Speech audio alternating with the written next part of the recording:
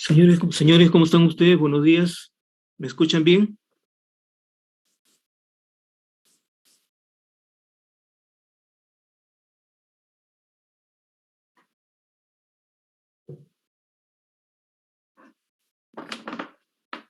Sí, ingeniero, se escucha. Buenos días. Sí, le escucho. Me escuchan, gracias por contestar. Vamos a empezar pues el trabajo este que estábamos viendo. A ver si están los señores. ¿Qué les toca ver? Paucar, Guerrero, Ledesma, Anchiraico, por favor. A ver, cables subterráneos. Cables Ya. eléctricos subterráneos. ¿Puede compartir pantalla? Sí, profesor, buenos días. ¿Cómo está usted? Buenos días. Ya, ¿se puede Recording observar? in A ver, progress. un segundo. Sí, se ve. Ya, listo. Ya, voy a presentar. Ya, preséntalo, profesor, de una vez. Sí, por favor. Ya, listo. A ver. Muy buenos días, somos el grupo conformado por los alumnos Ledesma Casas, Paucar y Panaque, Guerrero Rosales, Anchiraico Soto y Letona Vargas. Nos ha tocado el tema de cables subterráneos, así que vamos a presentarlo, ¿no? Los objetivos de nuestro informe es, en primer lugar, conocer las normas eléctricas que rigen a los cables eléctricos subterráneos, conocer los tipos y ejecución de las pruebas según las normativas de nuestro, ya sea de tipo nacional o sea internacional, ¿no? Según lo que hemos puesto en nuestro informe. ¿Cuál fue la norma utilizada en nuestro informe? Bueno, primero nos hemos guiado del Código Nacional de Electricidad, el tomo 4, el cual se encuentra referido a los sistemas de distribución. Después de este tomo nos hemos referido también a la norma DG, para ser más exactos, las condiciones eléctricas en zona de concesión de distribución. Le hemos tomado del año 2004, ¿no? Porque hemos tratado de buscar uno más actualizado y no encontramos, ¿no? En la que se menciona que para una conexión de red subterránea, las características de los conductores deberán cumplir con la norma técnica peruana, estas dos normas de acá, la NTP 370-255-1 y la NTP 370-250, perdón, guión 2003. En esta norma de acá también tiene su segunda parte que habla de los cables de media tensión, ¿no? Este es para cables de baja tensión. Y la fuente de esto, como mencioné acá, es la norma DGE, Conexiones Eléctricas en Zona de Concesión de Distribución del año 2004. También hemos ingresado a la página de INACAL, la que está encargada de las normas técnicas peruanas. Y ahí hemos identificado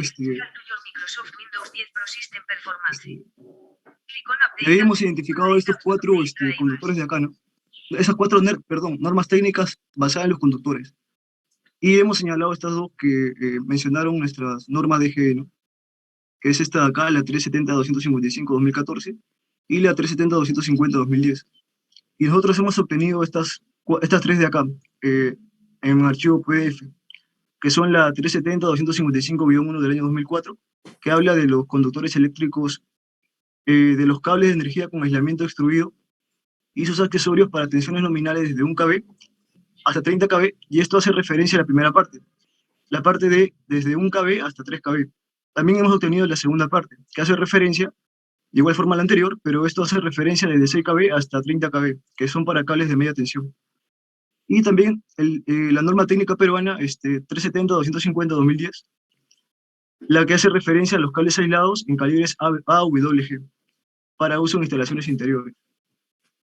De igual forma, para la parte de la norma técnica, a ver un segundo, de la norma técnica NTP, la 370-255-2014, que es la actual, que ha sido revisada en el 2019, hemos ingresado a la página de INACAL y solo hemos obtenido la parte del índice, ¿no? Porque esta norma de acá, la 255, hemos obtenido la versión completa, pero la del año 2004.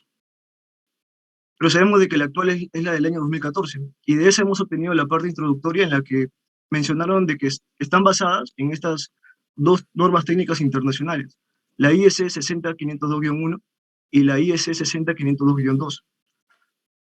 Y para nuestra parte final de nuestro informe, de lo que vamos a presentar, también nos hemos basado en la norma IEEE STD 400.2 del año 2013, en la que mencionan cómo hacer nuestras pruebas mediante pruebas VLF a tensiones menores a 1 Hz.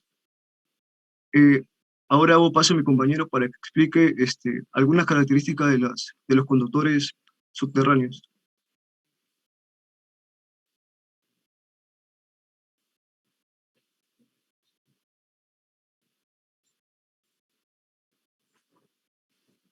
Características de cables subterráneos. Esas características son para red de distribución primaria. La primera característica es la tensión nominal. La tensión nominal de los cables entre un conductor y la cubierta metálica o tierra y entre conductores de distintas fases, así como la tensión máxima admisible del cable, están dadas en las siguientes tablas, como podemos observar, ¿no? He puesto referencia a 3 tablas. No se ve muy bien, pero ahí están los valores para cada tensión nominal y su tensión máxima admisible. La otra característica es Esos las cables salvas. son duplex, triplex, sectoriales. ¿Qué tipo de cable es al que se refiere cuando me da la atención? No, no dice qué tipo de cable, porque puede Acá ser mencionan, duplex, ¿no? Sectorial, porque las pruebas van relacionadas justamente con el tipo de cable con el que va a trabajar, ¿no? No Claro que solamente la es, tensión. porque es con aislamiento de papel impregnado, que es con aislamiento termoplástico y de PVC y el que es con el polietileno. Son 3 diferentes en cada tabla, ¿no? A ver, continúe, por favor, a ver. Y ahí tenemos las almas, ¿no? Las almas serán de cobre electrolítico, recocidos, cableados y estarán aisladas con papel impregnado o un material termoplástico.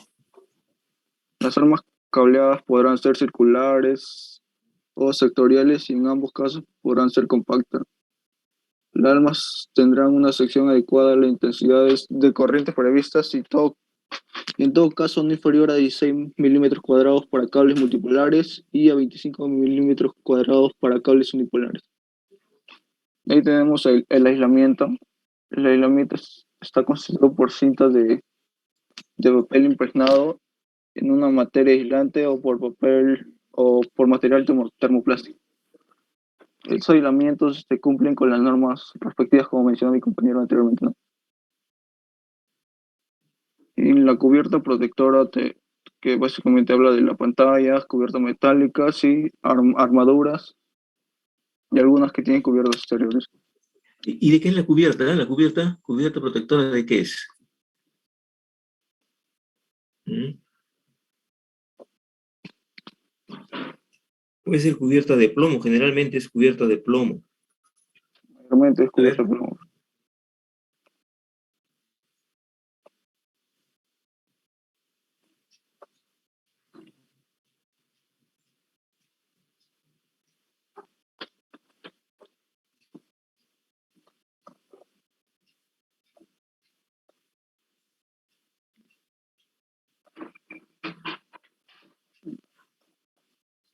Miguel, ¿estás ahí? sí. Ah, no. Entonces, Ahí. Puede ser también termoplástica, ¿no? La Sí, razón de la cubierta es para evitar problemas de corrosión. ujú. Profesor, todas estas características se encuentran en la norma y ahí lo tenemos dentro del board, que también lo vamos a presentar en el informe, y ahí se encuentra todo, ¿no? Mi compañero Angel está justamente explicando qué está en cada uno de estos, ¿no? Angel, ¿estás ahí o ya su internet está fallando, creo, del compañero Angel? sí. ¿Saben Ahí. por qué le digo? Porque las pruebas siempre son relacionadas con el tipo de cable que se va a trabajar. O sea, la norma indica el tipo de cable y las pruebas que se le realizan a ese tipo de cable. Está bien, Ajá. yo sé que es así, ¿no? Yo sé que está así, pero habría que especificarla. A ver, siga por favor, a ver. Sí, profe, está un poco mal entendido. Ahí tenemos puedes pasar por favor. La capacidad térmica de los cables, ¿no?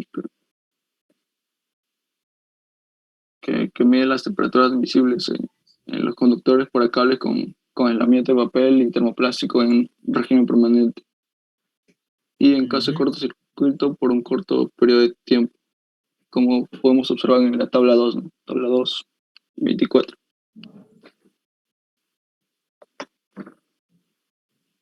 Ahí tenemos la capacidad de corriente de cables directamente enterrados y capacidad de corriente de cables tendidos. También tenemos características, pero ahora para la red de distribución secundaria, ¿no? Eso va a explicar mi compañero. Profesor, todo esto de acá lo hemos obtenido de este Código Nacional de Electricidad, que habla de los cables de baja tensión, básicamente. Sabemos de que no están actualizados porque le hemos tomado referencia a una norma, a un código antiguo, pero hace referencia a estos cables que están en este código, ¿no? Por ejemplo, los cables actuales son, como se mencionó, lo del polietileno, por ejemplo, el XLP o el mismo cable P, ¿no? Y eso, para justamente las pruebas actuales, las que vamos a presentar en la parte final, hicimos referencia a estos cables últimos, ¿no? Que están la norma, perdón, NTP 255-1, la del año 2014. Lo hemos intentado obtener, pero no lo hemos podido obtener, y hemos obtenido solamente el año 2004. Por eso que este tipo de cables, ¿no? Rodrigo, por favor, esta parte.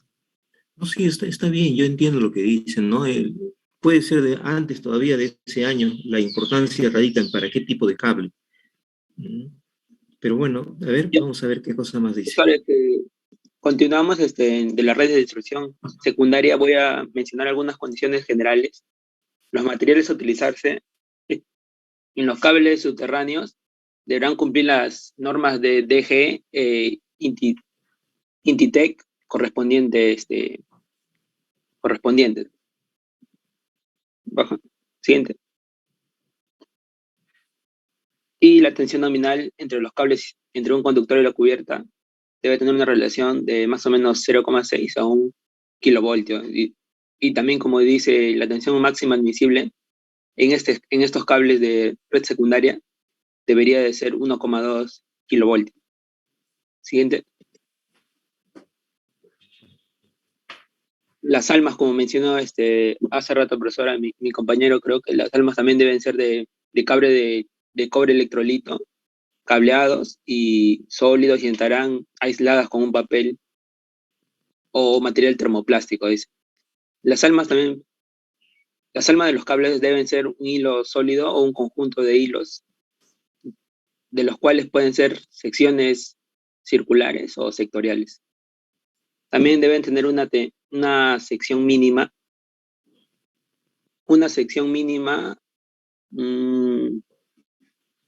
de acuerdo a las intensidades previstas. En todo caso, no inferior a 6 milímetros cuadrados para el cobre. ¿Dónde está? Allá. La cubiertas protectoras. Las cubiertas protectoras deben ser, como mencionó hace un momento mi compañero, deben ser metálicas.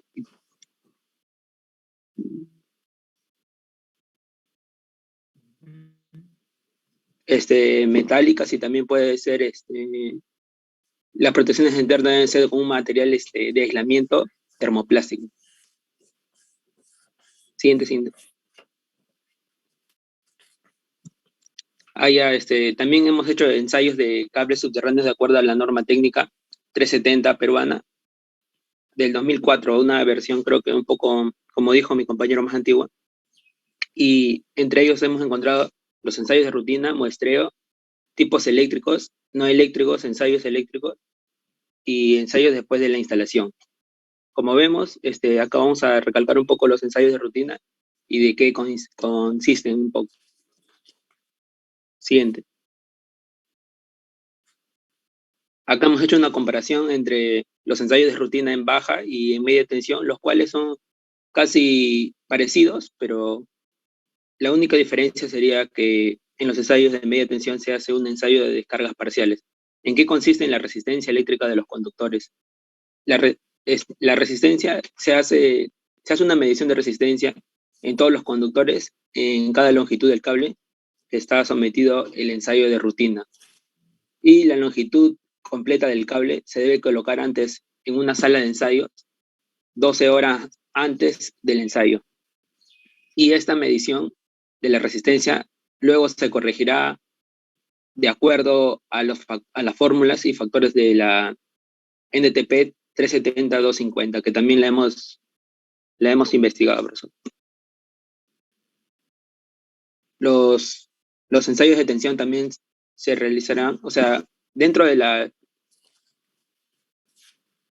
ensayo de rutina también hay otro que se llama ensayos de tensión, que los ensayos de tensión se realizarán a una temperatura ambiente usando una tensión alterna a una frecuencia industrial que sería 60, dice.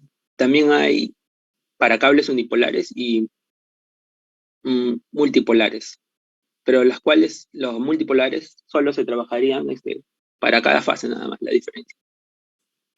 Y los valores de tensión de ensayo nominales estándar están en una tabla que mostraremos posteriormente. ¿No? Y de acuerdo, y para media tensión, los ensayos de descargas parciales se regirá de acuerdo a la IEC 60885, dice, en el inciso, en la parte 3, dice.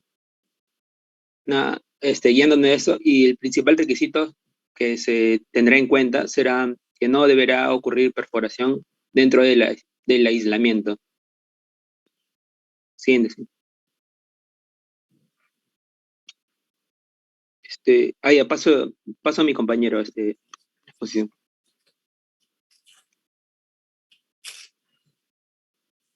Tenemos el ensayo por muestreo, ¿no? Tenemos pues baja tensión y media tensión, que son para cables subterráneos. En baja tensión tenemos el examen del conductor, que básicamente los requerimientos de la construcción del conductor según la NTP, norma técnica peruana 370.250, serán verificados por inspección y por medición cuando sea práctico. En media tensión es lo mismo, casi es lo mismo, similar, se basa en la misma norma. Tenemos también la verificación de las dimensiones, ¿no? Que lo divide en partes: la medición del espesor del aislamiento y de las cubiertas no metálicas, la medición de la cubierta de plomo, medición de alambre de cintas para armadura y medición del diámetro externo. Todas esas mediciones se realizan para la verificación de las dimensiones, ¿no? Y en media tensión es similar, casi lo mismo. Es la parte 1 y parte 2 que mencionó mi compañero, y en las dos está casi lo mismo. Ahí tenemos el ensayo de reticulación para aislamiento EPR, HEPR y XLP. El EPR es el polietileno termófilo. La toma de muestra y el procedimiento de este ensayo está de acuerdo al capítulo 9 del IEC 6811 en la parte 2. Y también usando las condiciones de las tablas 19 y 20 que adelante pusimos varias tablas donde muestran dichas condiciones, ¿no? Hay una diferencia ahí en media tensión, que hace un ensayo extra, que sería el ensayo de tensión por 4 horas. En este ensayo es aplicable para cable de tensión mayor a 3,6 y 7,2 kV. La muestra tendrá... Escúcheme un momentito. Como nuestro curso es de medidas, ¿no? No es de instalaciones o de un curso diferente, la parte que tenemos que ponerle más énfasis, una vez explicado el tipo de cable, como en el caso suyo, por ejemplo, ¿no? Y las características de los diferentes cables, es los instrumentos y bajo qué condiciones nosotros realizamos las pruebas. Si, por ejemplo, ahí dice verificación de las dimensiones, ¿se da usted cuenta? Ahí, por ejemplo, podría ser las dimensiones del aislante, las dimensiones del cable, ¿no? Se realizan de esta forma, ¿comprende? Necesitamos un pie de rey, por ejemplo, para medir las dimensiones, para medir la resistencia que dijo de eléctrica, también cómo hago para medir la resistencia eléctrica, qué necesito. ¿Se da usted cuenta? Porque cuando estamos en el laboratorio... Son varios ensayos, y hemos elegido de todos estos que estamos mencionando. Este es como una mención de todo lo que hay. Que hemos encontrado, ¿no? Pero más adelante mis 3 compañeros van a explicar tres de ellos. Está bien, está bien. Más que para ustedes, le digo para sus compañeros, ¿no? Para que sepan, ¿no? Así es. ¿Qué es lo que debería, cómo debería de hacerse, por ejemplo, ¿no? Dice, profesor. por ejemplo, para 7, escúcheme un ratito, ¿no? No es por ustedes están bien, lógicamente, porque son los que han iniciado todo esto, ¿no? Y entiendo que el que inicia siempre pues anda dudoso, o qué es lo que querrá el curso, etcétera, ¿no? Qué querrá el profe, en fin. Pero está bien, yo entiendo lo que dice, toda la descripción que han hecho es correcto, ¿verdad? Ahora, cuando señalan los ensayos, habría que ordenarlos. Los ensayos que se realizan a los cables de tal característica son tantos. ¿Se da cuenta? De acuerdo a la norma, ya no importa que sea pasada, ¿no? Y hemos pues, puesto especial énfasis en el ensayo tal, ¿no? Que debe de realizarse bajo estas condiciones ambientales, ¿no? Dice condiciones ambientales, no se sabe, será pues 30 grados centígrados, que es lo común, ¿verdad? Más o menos en ese. Y si fuera diferente, tenemos las tablas, y si puede representar las tablas para medir la resistencia, por ejemplo, del cable, del conductor, también. Porque eso hacemos en el laboratorio. O sea, las normas, no sé si la que usted ha visto, dice lo que estoy conversándoles. Porque puede ser que la humedad, ¿no? El lugar en el que estamos, la temperatura sea diferente, entonces trabajamos con las tablas. Las realizamos y según la tabla, ¿verdad? Adecuamos el valor de la resistencia a la temperatura, por ejemplo, que dice. Eso tiene que tener la norma. ¿Me dejo entender? A eso voy, ¿no? Y como los recursos de medidas, como le digo, entonces deberíamos poner especial énfasis. La descripción está bien, pero la parte de las medidas es la que me interesa. ¿Qué equipo necesito? ¿De qué características para medir la resistencia? Por ejemplo, ¿cómo lo haría? Ensayo de tensión por 4 horas para cable de tensión nominal. Dice 4 horas. O sea, 4 horas lo someto ese cable a una tensión de esa característica, ¿se entiende? ¿Cómo realizo la prueba? ¿No? ¿Se da usted cuenta? ¿No? La norma a veces señala porque la norma está subdividida. Las normas nacionales, cuando menos, dice el servicio, las pruebas, etcétera, y la descripción de las mismas.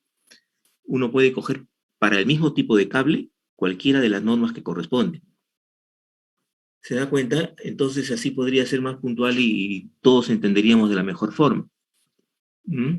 A ver si puede continuar. Está bien, joven, no se preocupe por eso, porque lo que yo quiero es que aprendamos todos de lo que se está haciendo, ¿no? Así es tan general que no va a quedar mucho para el futuro. O sea, sus compañeros van a leer eso y van a decir, bueno, y esto es, y si yo cojo otro cable, no se sabe. ¿Se da cuenta? Ese es el problema. El aislamiento, por ejemplo, ¿cómo lo mediría? ¿Cómo mediría la resistencia de aislamiento del termoplástico, por ejemplo, del que está cubierto? ¿Ve? Y ahí debe de decir.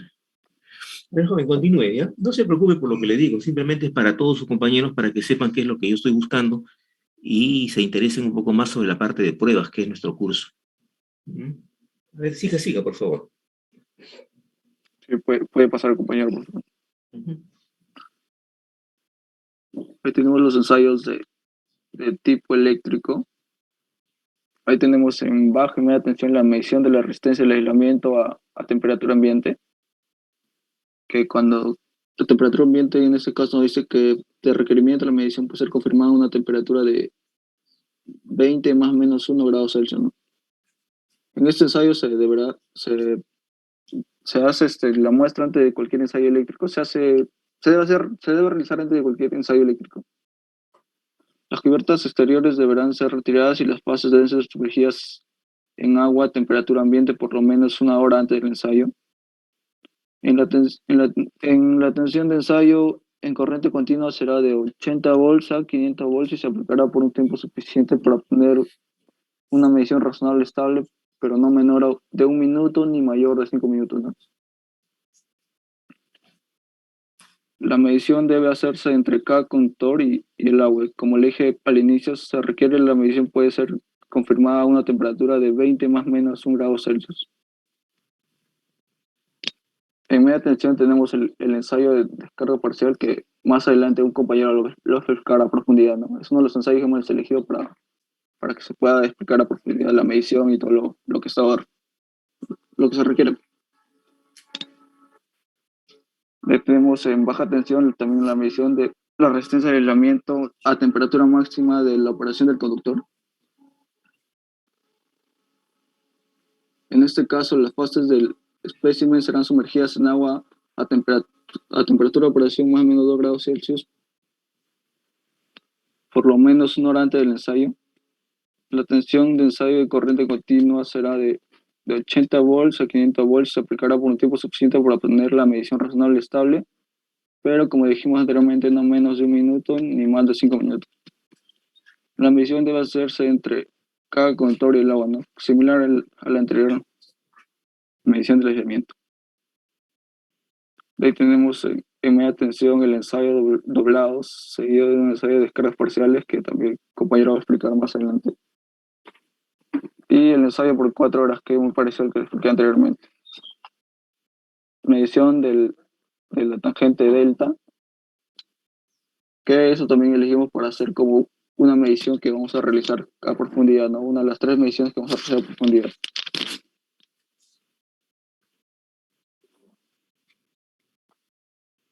Tenemos el ensayo en media tensión del ciclo de calentamiento, que sería el ensayo de escala parcial, y el ensayo de impulso seguido de un ensayo de tensión. En este ensayo se deberá efectuar sobre la muestra cuando el conductor tiene una temperatura de 5 grados Celsius a 10 grados Celsius superior a la temperatura máxima de operación del cable.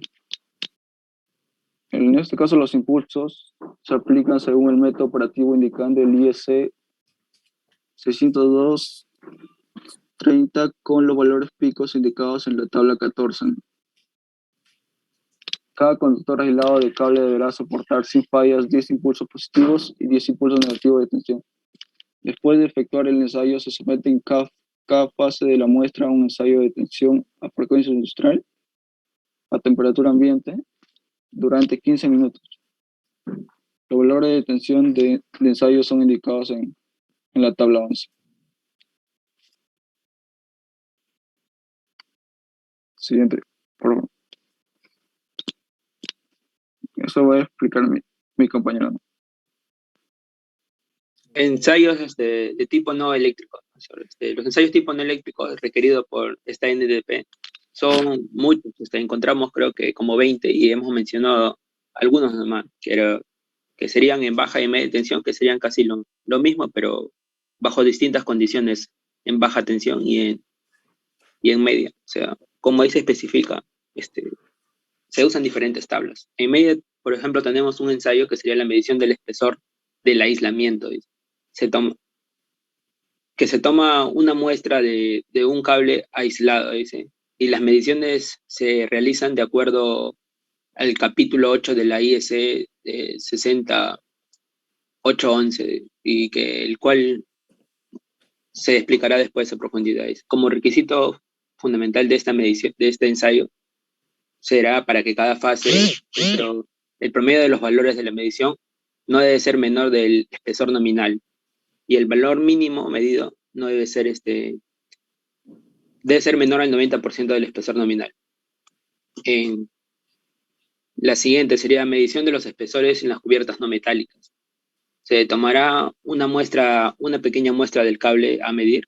Las mediciones serán también de acuerdo al capítulo 8 de la IEC, ya mencionada anteriormente, y como requisito pues, sería que la cubierta externa aplicada sobre una superficie cilíndrica, el promedio de los valores medidos no debe ser mayor que el espesor nominal, y el valor mínimo medido no debe ser menor al 85% del espesor nominal.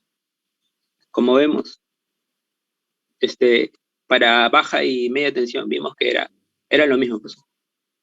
Solo se trabajaba y en el ensayo para determinar las propiedades mecánicas de aislamiento antes y después del envejecido, el muestreo y la preparación de las piezas de ensayo se deberán efectuar de acuerdo al capítulo 9 de la IEC, ya como mencionaba en estos 3 ensayos.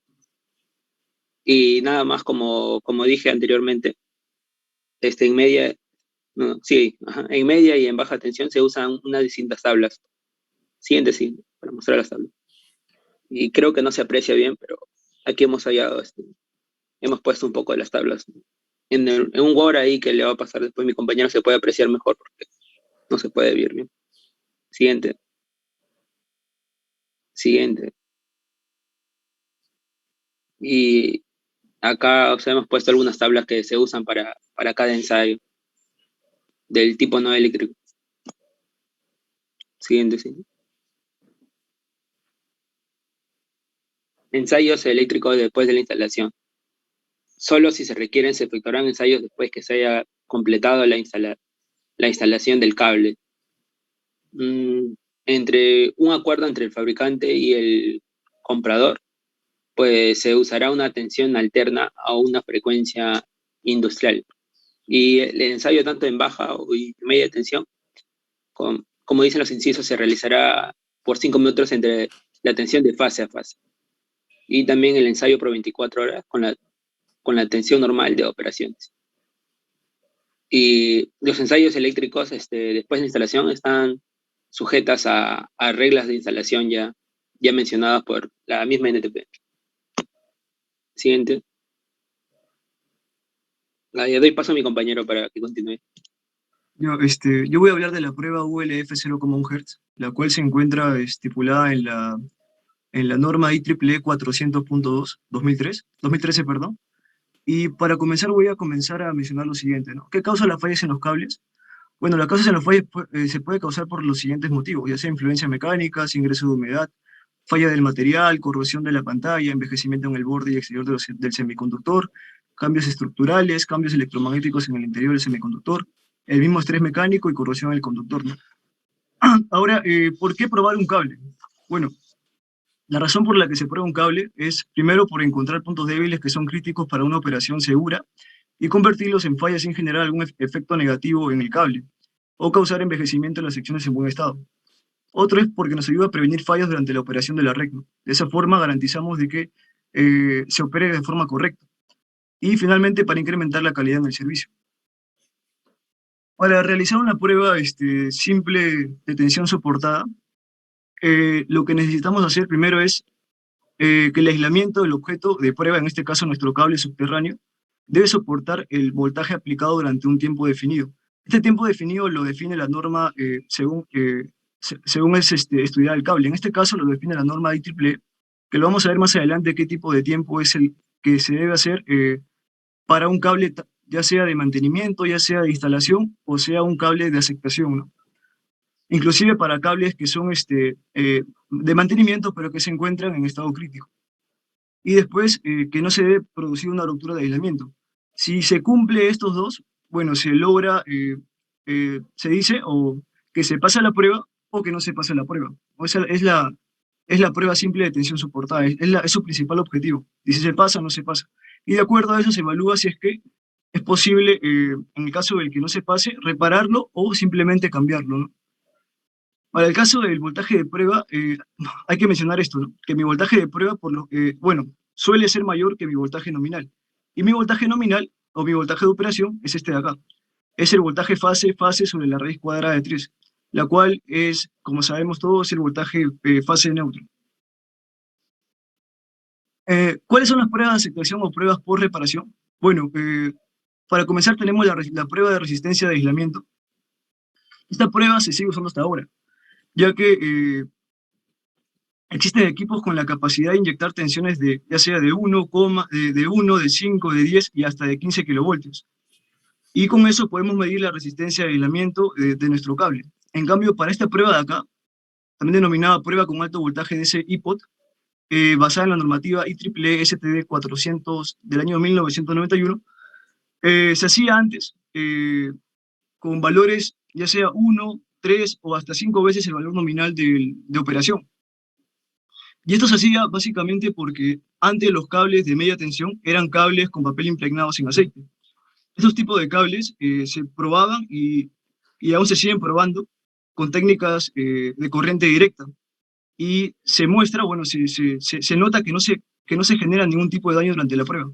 Pero actualmente sabemos de que los cables subterráneos están por lo general compuestos por polietileno, ¿no? Entonces, este tipo de prueba, que antes se basaba en los cables eh, en los cables en aceite, siempre en aceite, bañados en aceite, ya no se debería de realizar.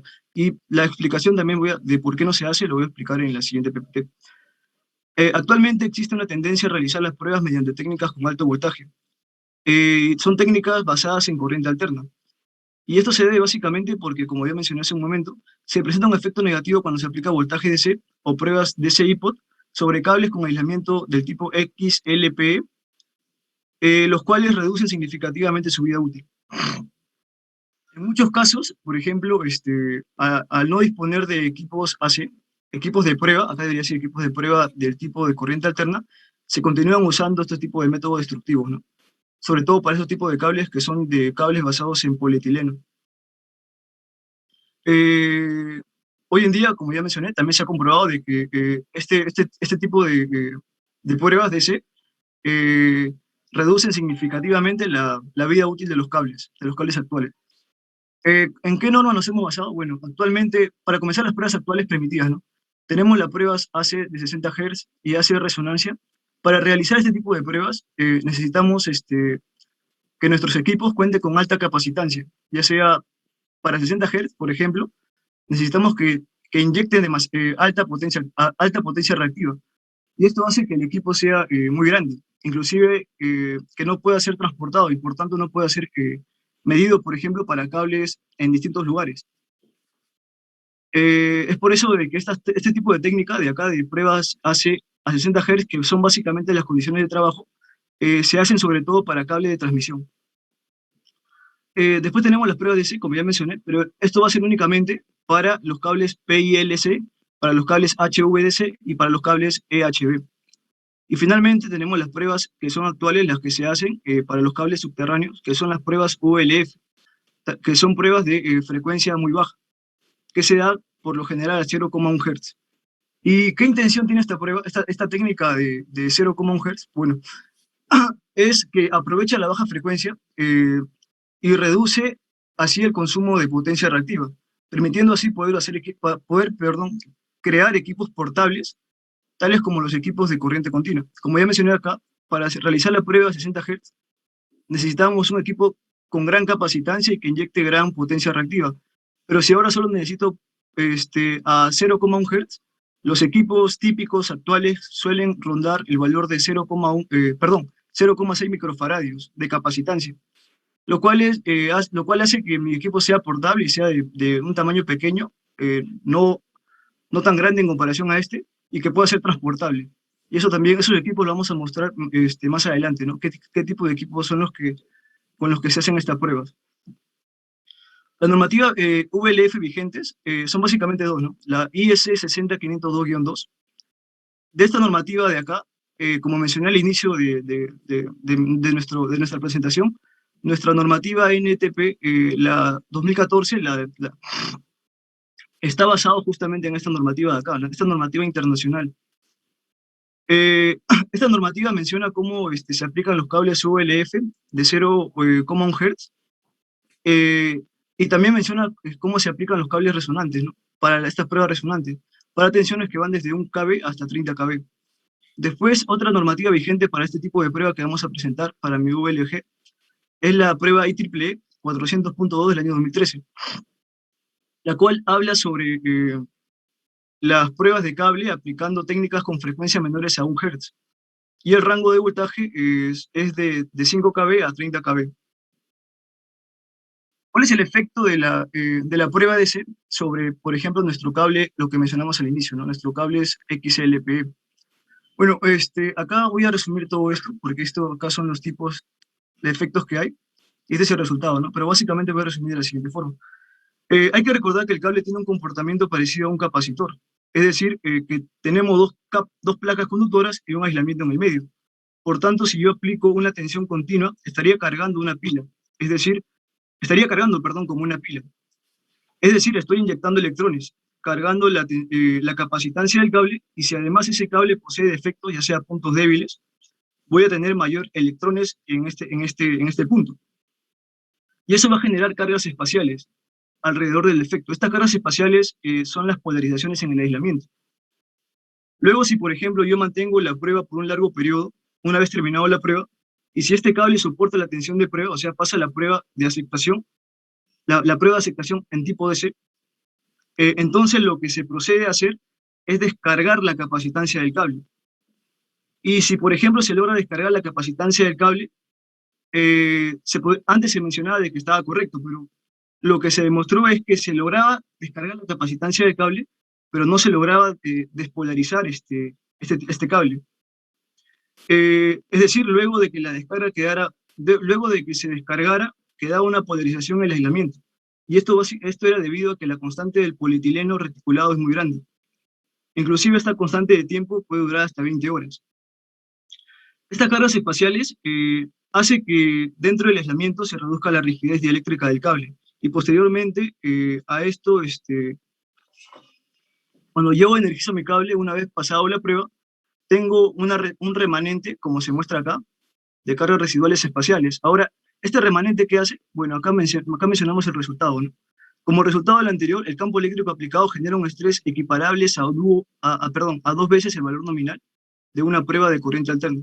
Esto es lo que sería mi tensión normal en el cable en corriente alterna, pero debido a este tipo de pruebas sobre este tipo de cables, lo que mencioné hace un momento, hace de que el estrés, de que el estrés haga de que suba mi tensión, como se observa acá. Y el valor inclusive puede ser equiparable a 2 veces el valor nominal. Y además este efecto de acá, este efecto debido a las cargas residuales puede inclusive durar hasta 20 horas.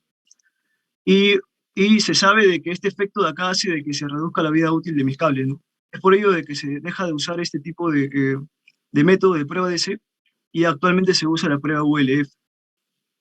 La prueba DC en cables XLPE. La mayoría de los estándares eliminaron la prueba DC por las siguientes razones. Primero, por el efecto de las cargas espaciales residuales, lo que ya expliqué en este PPT.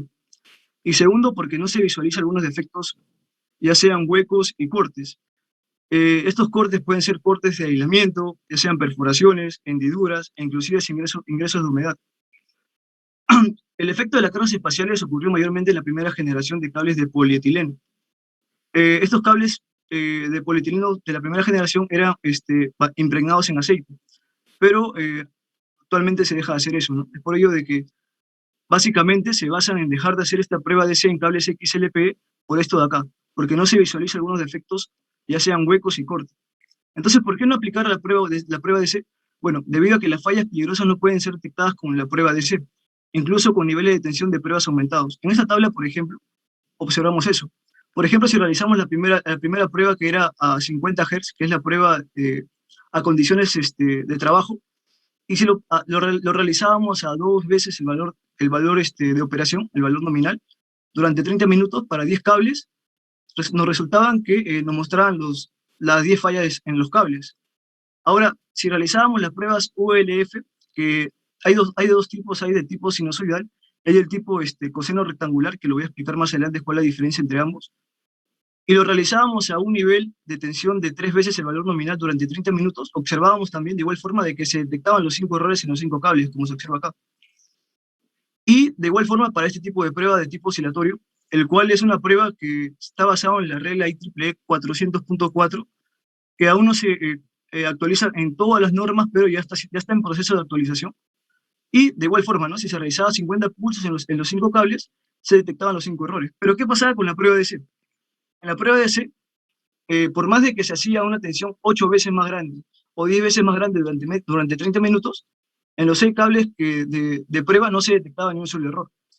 Esta es justamente la razón principal por la que se dejó de usar este tipo de prueba en estos cables XLP, que son los cables actuales para nuestros cables subterráneos. Ahora sí pasamos a la prueba ULF, que es la prueba de baja frecuencia, de muy baja frecuencia a 0,1 Hz. Como mencioné hace un momento, es el método más recomendado actualmente por las normativas actuales. Existen 2 principales tecnologías que fueron aprobadas para las pruebas ULF, tanto la del tipo ULF seno como la del tipo ULF coseno rectangular.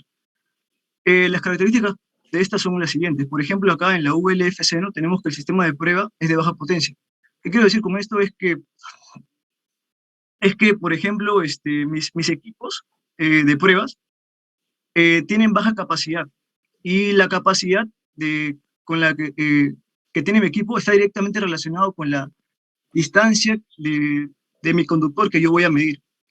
Eso quiere decir que si tengo menor capacidad de mi equipo, voy a medir menor distancia.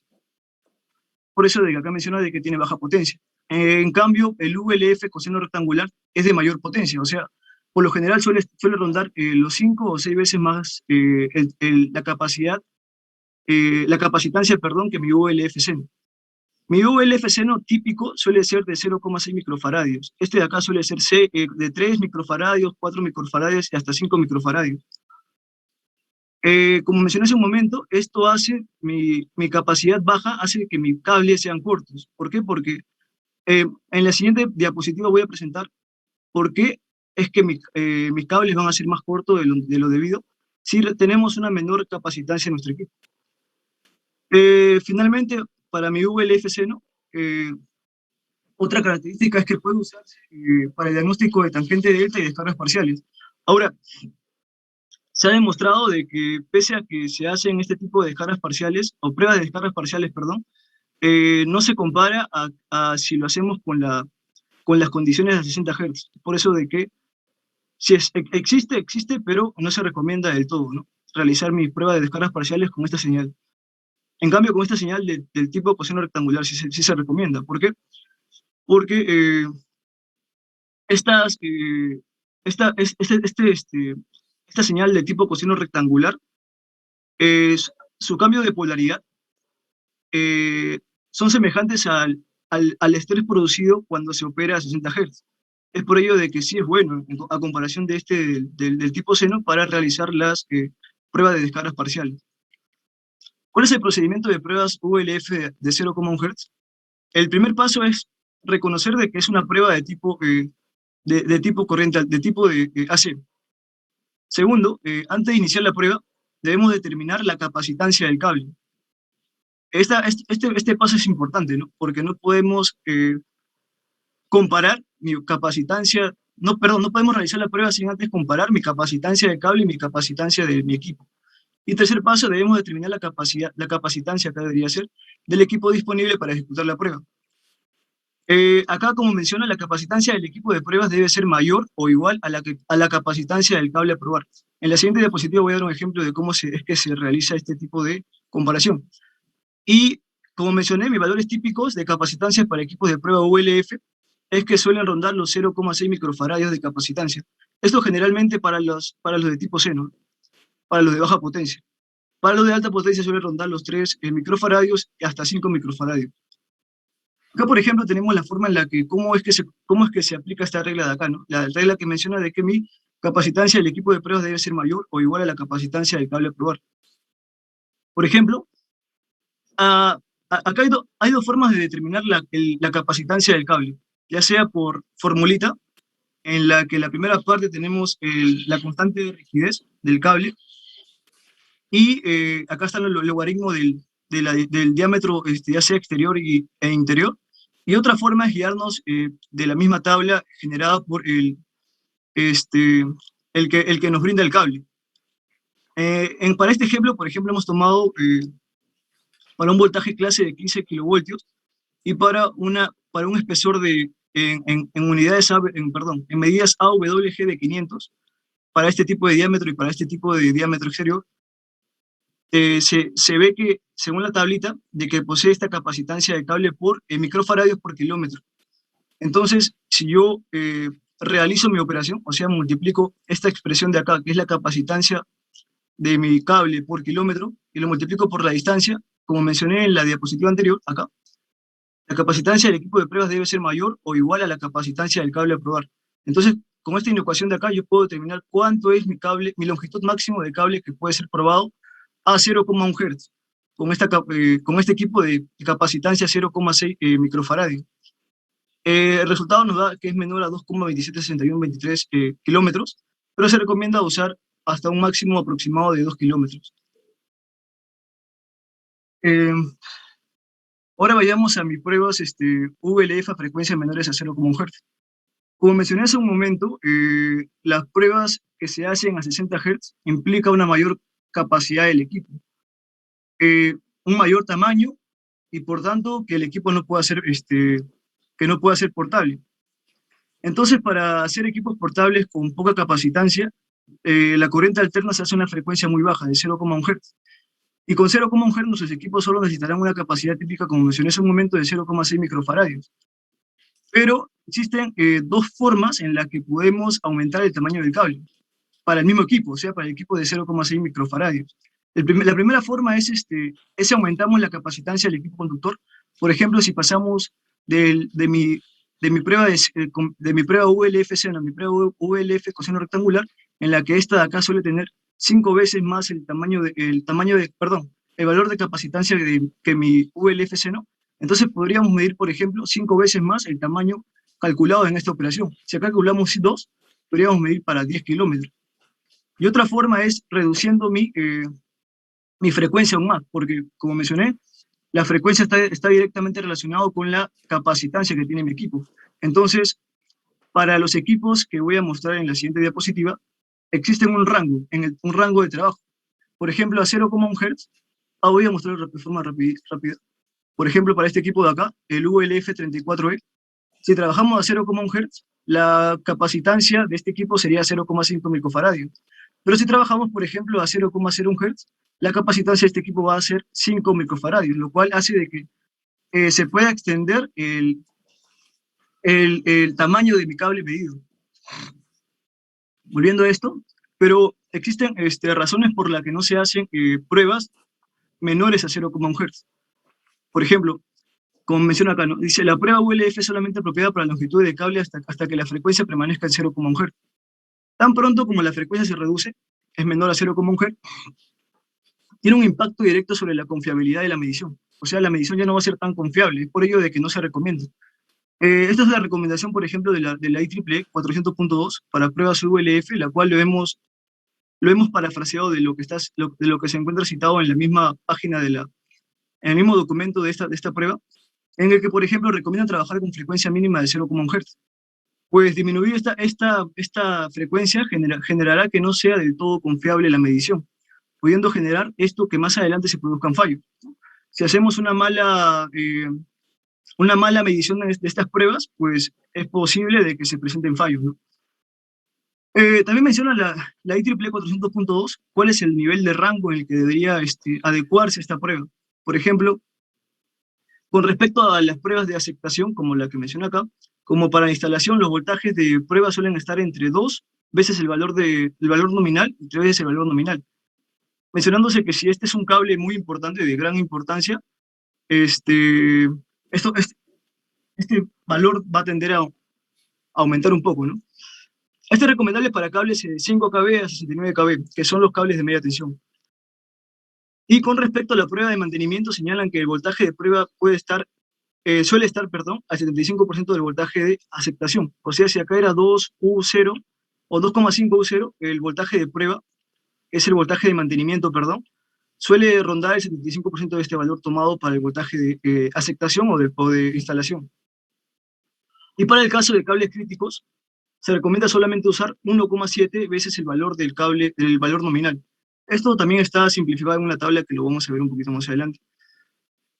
Con respecto al tiempo de prueba, la IEEE recomienda que para mantenimientos el tiempo debería ser de 30 minutos a 0,1 Hz y 60 minutos si el cable es de mayor importancia. Para prueba de aceptación o instalación se recomienda un tiempo de prueba de 60 minutos a 0,1 Hz. Estas son para las recomendaciones de la IEEE 400.2 para este tipo de pruebas. Acá, por ejemplo, hemos resumido este tipo de lo que mencioné hace un momento, ¿no?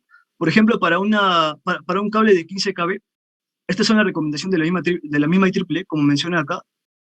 Fue tomado de esta normativa internacional. Y, por ejemplo, para 15 kb, como se muestra acá, si mi señal es de tipo sinusoidal, mi tensión de instalación debería ser 19 si fuera en RMS, y si fuera en valor pico debería ser 27, ¿no? Esta es fase tierra, como mencioné al inicio, de que se toman estos valores. Para el caso de mi prueba de aceptación, debería ser 21 y 30 para este mismo valor de 15 kb. Y para el caso de mantenimiento, lo que se recomienda es 16 y 22 kb, en el caso de ser el valor pico. Ahora, la IEEE menciona de que mi instalación y mi aceptación se diferencian básicamente que mi etapa de aceptación es cuando ya se ha instalado los accesorios que están relacionados con el cable. Y mi etapa de instalación solamente cuando está realizado el tendido, nada más. De igual forma, es para el coseno rectangular, para este método de acá. Si queremos tomar el mismo valor, por ejemplo, para 15 kb, lo que recomienda la IEEE es que sea 27 kb en valor RMS y 27 kb el valor pico. Ahora, hay que recordar también, se me olvidó señalarlo, es que para esta prueba de coseno rectangular, el valor pico es igual al valor RMS, perdón. Es por ello de que la normativa da los mismos valores para este tipo de señal. Y de igual forma, para si fuera mi etapa de aceptación, para una prueba de aceptación, para 15 kb recomienda 30 kb en RMS y de igual forma para el valor pico, ¿no? Y finalmente para mi etapa de mantenimiento, recomiendo 22 kb para una prueba de 15 kb. Y si dividimos, por ejemplo, 22 kb entre 15 kb, podemos hallar la relación que existe entre mi valor de prueba con mi valor nominal. Acá hemos presentado unos ciertos instrumentos de pruebas que se usan en esta prueba de VLF, por ejemplo, de la marca Meyer, en el que tenemos, por ejemplo, este instrumento de acá, el VLF Sinus 34kb, el cual posee una capacitancia de 0,6 microfaradios a una frecuencia de 0,1 Hz. Otra característica de este instrumento es que posee una alta potencia de prueba de hasta 5 microfaradios. Esto de acá suele usar, como mencioné al inicio, si es que la prueba se hace a 0,01 Hz, o sea, la décima parte de lo recomendado. Pero como dije, no se recomienda realizar eso porque puede dar fallos en las mediciones, ¿no? Pero si contamos únicamente con esto de acá, no nos queda otra opción que realizar este tipo de pruebas. Pero para eso tenemos equipos mejores. Por ejemplo, este equipo de acá, el VLF-CR ya sea de 28 kb, de 40 kb o de 60 kb, los cuales están basados en las señales VLF coseno rectangular. Este equipo, por ejemplo, posee 5 microfaradios, o sea, aproximadamente 8 veces mayor capacitancia que este equipo de acá. Por lo tanto, podrá medir 8 veces la distancia que medía este instrumento. Y esto lo hace a 0,1 Hz, como está señalado acá. Por lo que son aptos para cables más largos. Y no solamente para cables más largos, sino también para cables colocados de forma paralela, que también es otra forma de medir estas pruebas VLF. Y la temperatura, otra característica es que la temperatura de operación suele estar entre menos 20 grados Celsius y 40 grados Celsius. Y finalmente hemos mostrado este instrumento. El instrumento para pruebas VLF de la marca High Voltage, en el que, como mencioné al inicio, acá están los valores en los que suele realizarse la operación, por ejemplo, a 0,1 Hz de prueba VLF, la capacitancia con la que va a contar el equipo de 0,5 microfaradios, a 0,05 1 microfaradio y a 0,01 Hz 5 microfaradios. Ahora, este tipo de instrumento fue el que íbamos a presentar en nuestro video de internet, pero dado que el video es muy largo, profesor, ¿se encuentra ahí? Sí, sí, está interesante todo lo que está diciendo. En la UNI no tenemos ese equipo y tampoco hacemos esta prueba de esa forma, simplemente aplicamos continuo, así como decía al inicio, ¿no? Pero no hacemos la prueba tal y conforme la está puntualizando ahí. Eso está en la norma IEEE, dice, ¿no? ¿De qué fecha? Sí, en la norma 400-2 del año 2013, como lo señalé acá. Acá está. Está acá muy está. interesante. Y el video que iba a presentar el profesor es este video de acá. O sea, en los requerimientos del trabajo decía de que mencionemos el equipo que íbamos a presentar en nuestro trabajo y Sí. iba a ser este de acá. Este video de acá es este instrumento de acá, el VLF-34E. Pero, un segundo. Pero como ese video es demasiado largo, no sé si es que se puede realizar este video, o este video de acá que es más simplificado, que no habla necesariamente del mismo equipo, pero habla de forma general. ¿Qué video podría presentar, profesor? A ver, el más corto, por favor, a ver. Ahí, listo. Entonces voy a presentar este video. Lo voy a poner a una velocidad de 1.5 para que sea este. Ahí lo voy a poner.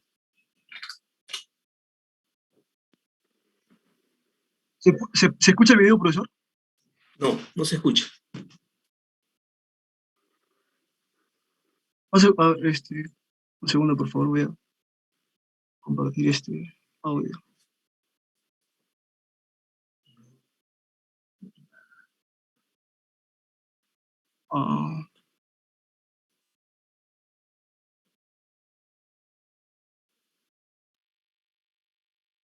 En cables de media tensión. ¿Ahí se escucha? Hacemos un pequeño recorderis del video anterior. Las siglas BLF significan Very Low Frequency. Muy baja ¿Profesor, se escucha el video? Sí, se escucha. Soportar de hoy hablaremos sobre las pruebas BLF en cables de media tensión. Hacemos un pequeño recorderis del video anterior. Las siglas BLF significan Very Low Frequency, muy baja frecuencia. El conductor a prueba de media tensión debe soportar de 2 a 3 veces la tensión de operación del conductor durante un tiempo definido entre 30 y 60 minutos sin producir una ruptura en el aislamiento. Normalmente pues en Colombia aplicamos 30 minutos. Es de recordar que es una prueba de ensayo, por lo que no busca destruir al conductor. Aquí ya vamos a entrar a hablar un poco más de la conexión. Aquí tenemos el equipo de pruebas BLF. Este equipo se debe que alimentar permite alimentación tanto a 110 voltios o 130 como a 50 y 60 Hz. Es muy importante, tiene acá una conexión a tierra, un terminal de tierra. Este pues siempre tiene que estar conectado. Y aquí ya vemos una conexión para la prueba del cable una típica, donde tenemos el cable que inyecta tensión en una de las 3 fases y tanto la punta como el apantallamiento de cada una de las fases donde nos está inyectando la tensión deben que estar aterrizadas, deben que estar cortocircuitadas y con conexión en tierra. Esto ya pues la zona roja es una zona como pues, de prohibición de acceso, es una zona restringida cuando el equipo está en operación. Aquí tenemos ya los indicadores y controles, tenemos el interruptor de parada de emergencia, este es en caso de que pues, ocurra una falla, se ocurre en un evento, pues vamos a parar el equipo porque le está energizando unos niveles muy altos de tensión. Este es el botón de encendido apagado, interruptor de bloqueo de alta tensión, esto siempre es con unas llaves porque tenemos que tener siempre que precaución de que no se vaya a energizar por un error, entonces digamos que este botón nos permite hacer ese bloqueo. Botón de encendido, este es cuando digamos lo encendemos, es tener una alta tensión en el conductor, este es para botón de apagado de alta tensión, cuando apretamos pues se genera se apaga el nivel de tensión que estamos generando. Aquí tenemos el puerto para la USB, para la información de los datos, aquí está la pantalla, la hablaremos más adelante. Esto es un codificador rotatorio que nos permite pues, configurar el equipo. Aquí vemos un ejemplo real, tenemos una prueba por fase, como te mencioné acá tenemos el conductor, tenemos la pinza que estaba al cable del equipo BLF, que es que está inyectando tensión, y vemos que tanto las puntas como el apantallamiento de las otras fases pues están cortocircuitadas, y aquí vemos un electrodo de puesta a tierra. Similar es para para la segunda fase, lo mismo, y para la tercera fase, donde vemos aquí la pinza y vemos las otras 2 puntas y los apantallamientos cortocircuitados y conectados. Tenemos aquí las pruebas en cables, la prueba por fase en pantalla, como podemos ver aquí.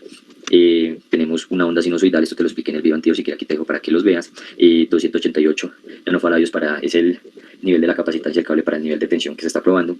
Tenemos una frecuencia de 0.1 Hz, se está aplicando 16 kilovoltios en voltaje RMS. Aquí nos muestra la fase que estamos probando, básicamente, y este es el tiempo que llamamos de prueba, 2.38. Aquí ya tenemos una prueba en paralelo donde son los 3 cables, se conectan a la pinza y está al equipo BLF, y aquí vemos que se cortocircuitan los 3 apantallamientos con este electrodo. Aquí ya vemos una prueba en paralelo donde nos está indicando las 3 fallas que están, las 3 fases, perdón, que se están probando. Aquí tenemos cuando hay un tiempo de falla, pues él no lo genera, digamos que esto es una alerta cuando un equipo ha fallado. Esto es cuando la prueba finaliza correctamente. Esta es la señal que nos genera. Me olvidé decir pues, que aquí también, digamos, el equipo nos da información de lo que se está, de la fecha en que se realizó la prueba. Y por ejemplo acá pues dice que la prueba terminó en el tiempo estipulado. Bueno amigos, espero que este video te haya gustado, no se te olvide. Ese es el video. Si alguien desea ver este video, acá está el todo completo, con este tipo de instrumento en el que presentamos acá. Y como mencionaron en el video, acá tiene un puerto en la salida, un puerto USB en el que muestra todos los resultados correspondientes a esta prueba, ¿no? Y eso sería con respecto a esta prueba, profesor. Ahora pasamos a la prueba de medición de descargas parciales, que lo va a exponer mi compañero Brian.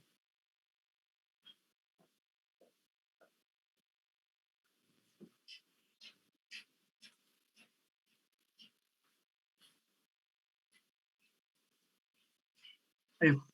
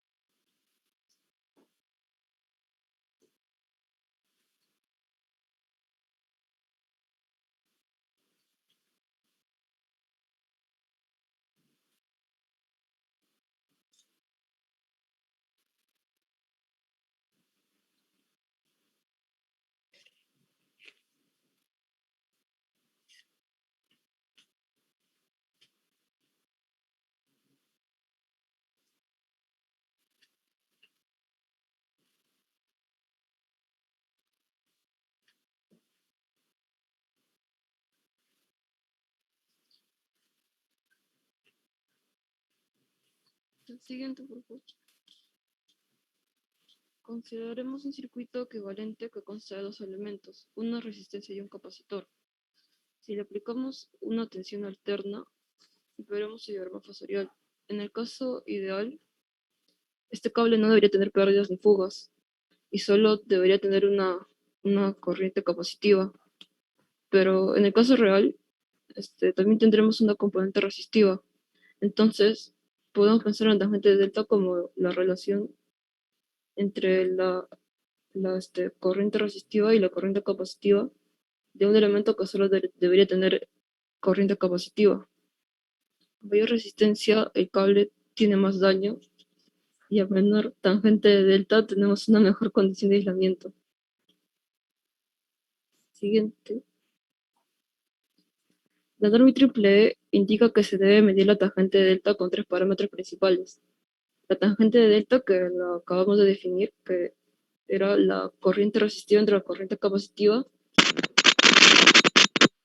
Tangente de delta diferencial, que se realiza a diferentes niveles de tensión, debido a que se ha apreciado en mediciones su componente no lineal en caso de humedad.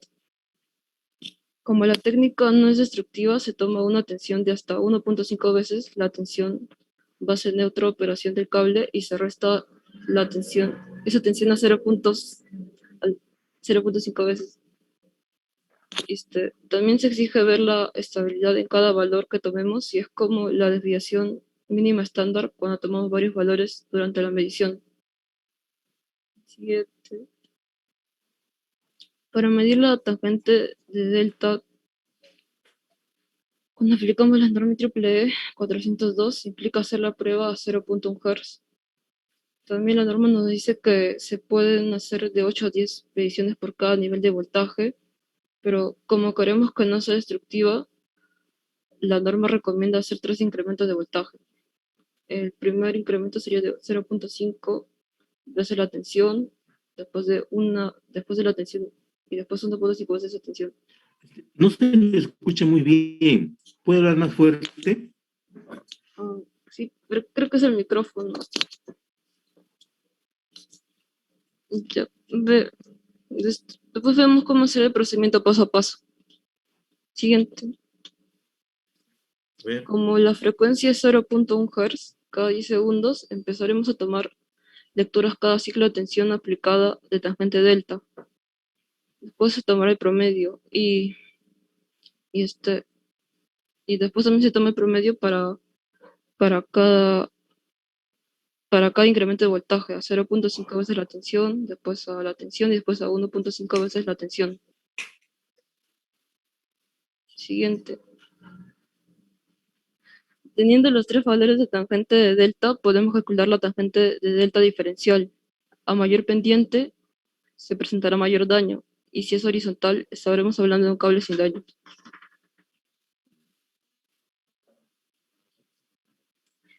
Si a cada nivel de tensión, si a cada nivel de tensión tomamos diferentes valores de tangente de delta, veremos su comportamiento. Un cable sano no tiene mucha variación. Siguiente. Para cada tipo de aislamiento, la norma nos da una tabla diferente. Podemos observar la tabla para cables XLPE. Ahí se observa que si nuestro valor promedio de tangente es menor a 4 por 10 a la menos 3, nuestra tangente de delta diferencial es menor a 5 por 10 a la menos 3, y nuestra desviación temporal de cada uno de los puntos de medición de tangente de delta es menor a 0.1 por 10 a la menos 3, estaremos en un cable de perfecto estado. Pero si nuestro valor promedio de tangente de delta es mayor a 50 por 10 a la menos 3, nuestra tangente de delta diferencial es mayor a 80 por 10 a la menos 3, y nuestra desviación temporal es mayor a 0.5 por 10 a la menos 3, estamos hablando de un cable que requiere reparación. Siguiente. Ahí se observa la tabla para cables de aislamiento EPR. Siguiente. Y ahí podemos observar para cables de papel y aceite. Siguiente. La tangente de delta se mide con un equipo BLF que tenga forma de onda sinusoidal. Hoy en día los equipos de medición incluyen dentro de la operación los resultados de la norma y el equipo directamente indica el resultado. Eso sería todo.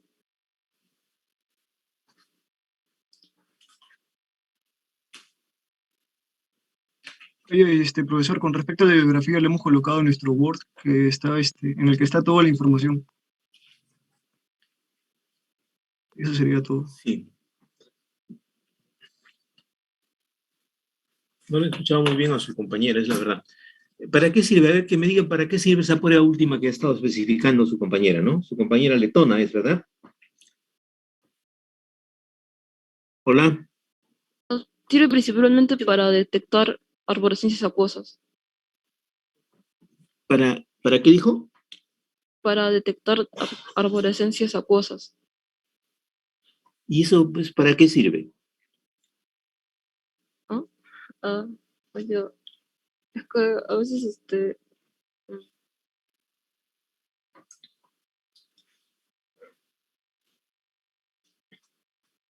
bueno,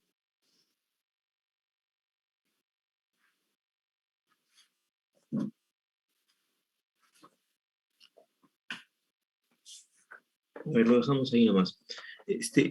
¿Saben?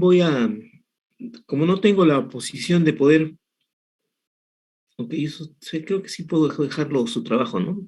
Sí, yo tengo la teoría, por lo tanto puedo poner su trabajo para ponerlo en el aula virtual, digo, ¿no?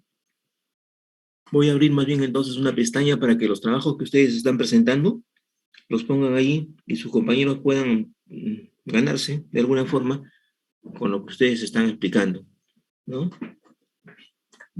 Ahora mismo voy a hacer lo que les digo en el aula virtual, abro una pestaña ahí para que los trabajos que ustedes están exponiendo, los trabajos, ¿no? Los depositen ahí, por favor. ¿De acuerdo? Bien. Entonces quedamos así con ellos. A ver, por favor, el grupo 4, si están presentes los señores Casani, Sánchez Malpica, Yuyuy, Pantía. ¿Están ahí, por favor? Sí, profesor. A ver, listo. A ver, pongan en la pantalla, a ver si alcanza siquiera para que un par de ustedes pongan lo que estamos conversando. Ustedes son cables eléctricos aéreos, ¿cierto? Sí, sí, profesor. A ver. Sí, nosotros, bueno, buenos días, profesor y compañeros. Yo soy Casani y, bueno, mi grupo va a exponer sobre cables aéreos, ¿no? Para ello nosotros hemos trazado ciertos objetivos, tales como conocer primero la normativa establecida por las entidades internacionales y nacionales, también establecer las secciones milimétricas normalizadas de los conductores para redes aéreas y también definir sus características técnicas. También conocer los diferentes tipos de cables aéreos y las pruebas que se realizan y también los instrumentos que se usan para realizar dichas pruebas. Para ello, primero entender qué es normativa. Es un documento el cual contiene definiciones, requisitos, especificaciones de calidad que son elaboradas con el fin de estandarizar procesos, servicios y productos. La normativa es muy importante en el Perú. Por ejemplo, aquí en la imagen vemos cómo muchas instituciones han estado a cargo a través del tiempo, ¿no? Hoy en día está vigente el INDECOPI. Bueno, la normativa bajo la cual van a estar sujetos los cables están basados bajo los estándares de la NTP, la normativa técnica peruana, la ISO, Organización Internacional de Estandarización, y LISEG, que es la Comisión Electrotécnica Internacional. Bueno, yo he recopilado información y la he clasificado según el nivel de tensión.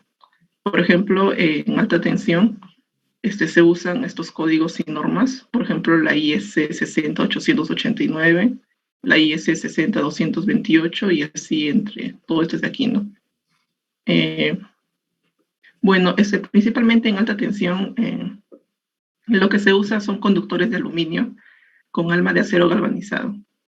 Por ejemplo, aquí en la imagen observamos cómo están compuestos, ¿no? Acá vemos, por ejemplo, 6 hebras de aluminio y una hebra de acero, ¿no? Estas van a estar compuestas según la capacidad de corriente que nosotros queramos transportar. Y aquí está las características de los conductores, ¿no? De este tipo de cable. Por ejemplo, aquí tenemos distintos modelos y tenemos también en la sección que esta tiene la medida, su diámetro, también su composición, el diámetro también de cada una de ellas, tanto del acero como el del aluminio, la carga de rotura, que es ¿Puede ampliar su figura? Digo, no se ve bien, joven. ¿Puede ampliar? Sí, sí, sí. Amplíe eso, a ver. Ahí se ve. Está un poco mejor. A ver, ya. Ahí se ve. Ahí. Sí, está Sí, mejor. sí, sí, las características. Sí, hay distintos modelos de cable para alta tensión. Y esta tabla yo la he sacado de una empresa y ahí te especifican, ¿no? Todo, las características que debe tener ciertos modelos de cable. Acá también decía la carga de rotura, ¿no? Cuánto puede aguantar un cable, también nos indica la resistencia eléctrica por kilómetro, también la masa por kilómetro, por ejemplo acá 676 kilogramos por kilómetro, también el módulo de elasticidad y el coeficiente de dilatación. De igual manera también acá está expresado los conductores de aluminio con alma de acero recubierto de aluminio, aquí observamos en la figura, y también tiene su tabla, ¿no? Esto es todo es bajo normativa, de igual manera a las anteriores. También hay tabla de la intensidad máxima admisible, por ejemplo aquí, para tensiones de 45 kilovoltios existen estos tipos de modelos de conductor. Por ejemplo, para el modelo 147 tenemos una intensidad máxima de 431 amperes y una potencia de 33,6 megavatios. ¿Y de qué material es ese, señor? Acá, aluminio. Alta tensión es aluminio. Aluminio. Sí, es aluminio. Son conductores de aluminio con alma de acero. Bueno, ahora paso a media tensión. También estos son los códigos y las normas que se consultan, los decretos y las normas UNE también. Y bueno, acá está el diseño, ¿no?, de los cables de media tensión. Por ejemplo, los cables de 15 y 25 kilovoltios tienen hebras de conductor de aluminio puro. Opcionalmente poseen una capa semiconductora y también una cubierta de polietileno reticulado. En el cable de 36 kilovoltios, lo único que cambia es que sí es obligatorio tener una capa semiconductora.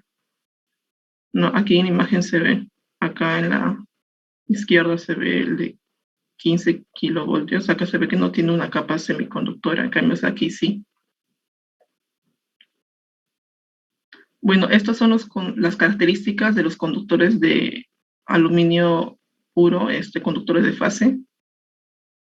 Aquí tenemos la sección 35 milímetros cuadrados, 6 hebras, el diámetro mínimo y máximo que debe tener este cable y también la resistencia a 20 grados Celsius, 0,868 ohmios por kilómetros. También el espesor que debe tener una capa semiconductora. Por ejemplo, acá nos dice que el promedio mínimo es 0,40 milímetros y el mínimo en cualquier punto debe ser 0,32.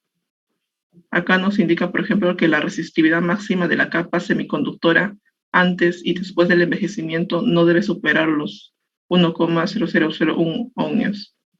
Y esto está bajo la norma IEC 60502-2. También tenemos aquí el espesor que debe tener una cubierta protectora de un cable de media tensión. Por ejemplo, aquí nos indica que para 15 kilovoltios debe tener mínimo 3,0 milímetros, el de 25 kilovoltios 4 milímetros y el de 34,5 kilovoltios 7,6 milímetros. Por ejemplo, aquí nos dice que la cubierta protectora será capaz de soportar una temperatura en el conductor de 90 grados Celsius en condiciones normales de operación, 130 grados Celsius en condiciones de sobrecarga de emergencia según la norma IEC 60050 y 250 grados Celsius en condiciones de cortocircuito durante un tiempo máximo de 5 segundos. ¿Y de qué es esa cubierta? La cubierta es una capa de polietileno, es polietileno reticulado. Ah. Sí, disculpa que pase tan rápido, sino como es un poquito largo y el tiempo es corto. No lo No estoy. se preocupe, porque de todas maneras no vamos a terminar con ese grupo, creo, ¿no? Sí, Con que sí. dos de ustedes se pongan, ya pues algo se ha avanzado, ¿no? Para no ir a la carrera, ¿no? Y el Sí. resto se pondrá la próxima semana, si cabe. No se preocupe por el tiempo, pero lo que sí necesito es que se pueda leer cuando menos, porque está tan chiquito eso. Temperatura de ambiente 30 grados centígrados, se han hecho esas mediciones. Temperatura ambiente, nivel de tensión. Sí, esto es la tabla de capacidad de conducción de corriente para los cables de redes de 15 kilovoltios, 25 y 34,5. No, aquí nos especifican cuál es la capacidad de conducción según una temperatura de 30 y también dependiendo del nivel de tensión. Por ejemplo, 15 kilovoltios nos dicen que es capaz de conducir 207 amperes, ¿no? Y así de 25 kilovoltios nos indica que es 206 amperes. Y aquí también, ¿no? La temperatura a 40 grados Celsius, con un nivel de tensión de 15 kilovoltios, viaja 187 amperes. Bueno, aquí nos nombra la identificación y marcado de los cables. Por ejemplo, nos dice que sobre la cubierta del cable será marcada de forma que se garantice una alta adherencia y de manera legible en intervalos de no más de 1 metro de distancia entre marcas. Tiene que poseer la siguiente información: la norma del fabricante y año de fabricación, también el material de sección del conductor y la material de cubierta y clase de tensión para el cual está diseñado. También el orden de compra y el metraje correlativo. También tenemos una normativa aplicada a los cables Aries para baja tensión, lo que son redes de distribución, que están aprobados bajo estas normas,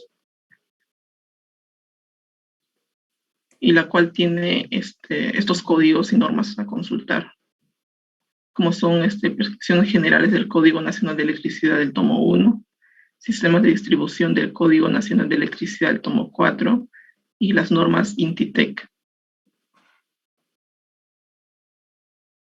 Bueno, aquí tenemos tipos de conductores normalizados para subsistemas de distribución secundaria y redes de alumbrado público. Por ejemplo, aquí tenemos que estos son conductores de cobre, ya porque estamos en baja tensión.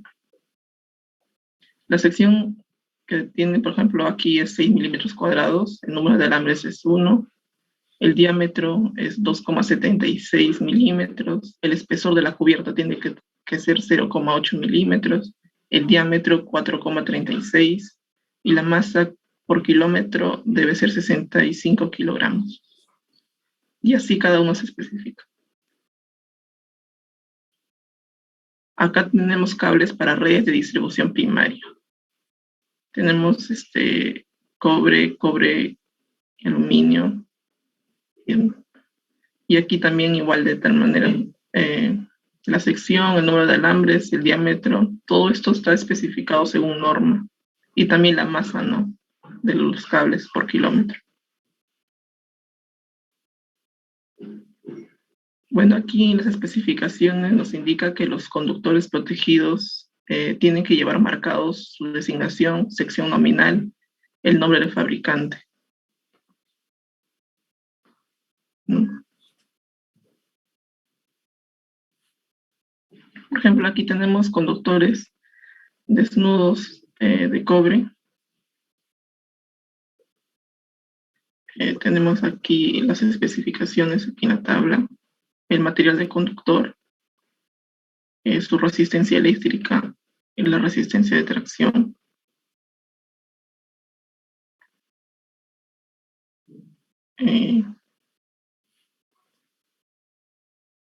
Y aquí también tenemos más tablas.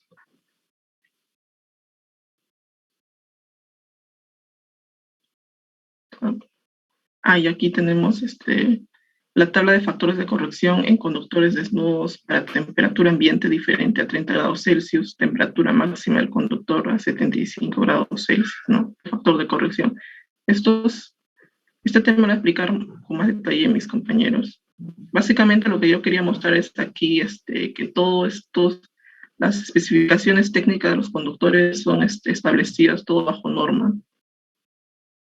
Bueno, le doy pase a mi compañero.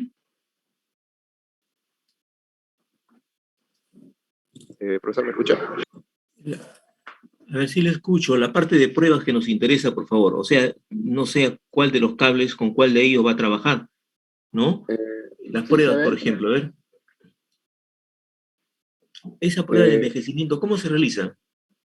Es la misma que su compañero estaba utilizando hace un rato y no tuve la oportunidad de preguntarle, ¿no?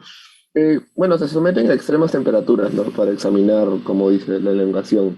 Por ejemplo, ¿cómo? Lo meto en un horno. Ah, bueno, no sabría decirle la verdad, ¿Y pero a a qué temperatura? ¿No dice la norma a qué temperatura tengo que trabajar ese ah, cable para ver el creo que es envejecimiento del mismo? 75 a 90 grados, si no me equivoco. Así meto el cable, ¿por qué tiempo? ¿Tiene esos detalles? Eh, no, profesor, la tengo en el concepto, ¿no? De De- las pruebas. claro, en las pruebas, por eso le pido, ¿no? En las pruebas tiene que decirnos la temperatura, por qué tiempo, ¿verdad? Y luego a qué prueba le realizo. ¿Mm? Mm, Es verdad, se meten al horno, pero lo que quiero saber es cuánto tiempo. ¿Mm? Y qué temperatura claro. y que esté puntual, pues, lo que dice la norma, para no solamente conversar así, no, sino se somete a una prueba tanto tiempo, a una temperatura de tanto, ¿se da cuenta? ¿Mm? Claro, sí, sí lo entiendo, ¿no? Y la Ah, otra prueba, esa es la parte que nos interesa, ¿no? Prueba de grado de reticulación, dice. sí, ¿Cómo se hace la bueno, prueba? bueno, creo que mis compañeros del grupo anterior sí lo explicaron. Bueno, como dice, se aplica una tensión, ¿no? Mecánica a una muestra de este aislante bajo una temperatura elevada. Luego se mide su deformación para hallar el grado de reticulación, ¿no? Bueno, básicamente la reticulación, en términos simples, implica lo que es una reacción, ¿no? Química entre cadenas de polímeros para que se unan, ¿no? Eh, y bueno, también pruebas de penetración de agua, ¿no? Que ¿Cómo también, se hacen las pruebas? La parte que estamos interesados en la parte de las pruebas. ¿Cómo se hace la prueba de migración también del material que tiene en el interior el cable, ¿no? También falta ahí. ¿Mm? mm, Prueba de penetración de agua. Esta prueba se realiza los cables que eh, poseen bloqueo contra la migración longitudinal de la humedad. mm, ¿Cómo se hace la prueba? ¿Mm? Seguramente en YouTube tienen ustedes las pruebas, ¿ah? No sé si han visto eso. eh, ¿Mm? sí, creo que sí. Bueno, hay videos de como de 2 horas. Tendría que, bueno, ver la parte porque no he encontrado, profe. O sea, en YouTube he puesto pruebas, pero no he visto este tipo de pruebas. Creo que eran otras. A media tensión. Profe, como que nos hemos desviado, o sea, hemos tratado de escribir de manera un poco más general y no tanto, ¿no? Como usted mencionó al comienzo de que este curso es de medidas eléctricas y no nos hemos basado tanto en esa parte de profundizar el ensayo. En realidad debimos hacerlo, pero solo nos basamos un poco más general, como explicación, El algo así. equipo que utilizan también es importante, ¿no? ¿Qué equipo Mm. utilizo? ¿Qué características tiene el equipo? Para cuando Ah, vayamos al laboratorio algún día, ¿no? Ojalá que sea el próximo ciclo, en el curso siguiente, ustedes, lógico, entonces tienen una idea, ¿no? De cuál es la respuesta. Y todo tiene que trabajarse de acuerdo a normas. El laboratorio en el que, de la UNI, por ejemplo, no tiene todas las normas, ¿no? Entonces necesitamos también poseer las normas ahí, ¿no? Hacer un convenio para que nos faciliten la norma a un precio módico o inferior, o tal vez como participamos nosotros, los profesores participan de la confección de las normas, deberíamos tener la norma ahí. Resistencia de Como, aislamiento, dice, se busca medir la capacidad del material aislante para impedir las fugas de corriente, mediante un equipo que aplique una tensión continua entre el conductor y el apantallamiento metálico. claro. Mediante la tensión y la corriente de fuga, ¿cómo se hace la prueba es? ¿No? Se logra retener, se logra tener la resistencia de aislamiento con el megómetro. O sea, claro, mediante la tensión y la corriente de fuga. Dice con continua el apantallamiento metálico, el apantallamiento ya del cable. ¿No es cierto? Claro. ¿Y cómo veo yo la resistencia de aislamiento? Contra el conductor interior. ¿No? Agarro las dos puntas, Claro, sí. agarro el apantallamiento, ¿no? ¿Y para qué yo utilizaría un apantallamiento? ¿No? Un cable El aéreo con apantallamiento. apantallamiento. ¿Mm? Bueno, más que nada trata de atenuar, ¿no? Una fuerza, ¿no? O La interacción. otra prueba dice prueba de rigidez dieléctrica. La prueba consiste en someter al conductor a una alta tensión eléctrica en el lapso de un tiempo determinado. Eso está no, tiene que ser puntual. ¿Se da cuenta? Por eso la norma especifica, ¿no? Para un cable de tal característica dice que tiene que hacerse con una tensión de tanto.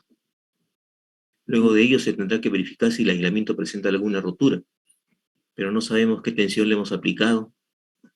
Si no es el caso, se dirá que la prueba fue exitosa. Prueba de descargas parciales. ¿Mm? Claro, Esas pruebas que está mencionando, ¿de qué norma la ha sacado? estas pruebas, Sí. no Porque parecen que recuerdo. están escritas simple y llanamente por el fabricante, ¿no? Que ha Sí, generalizado, el fabricante de los equipos tal vez, ha sí, generalizado y es ya lo bueno, que él se queda tranquilo porque es lo que él debe de presentar seguramente. Ya después el que va a comprar el equipo, etcétera, no le hace la especificación de vida. ¿Mm? ¿Acá?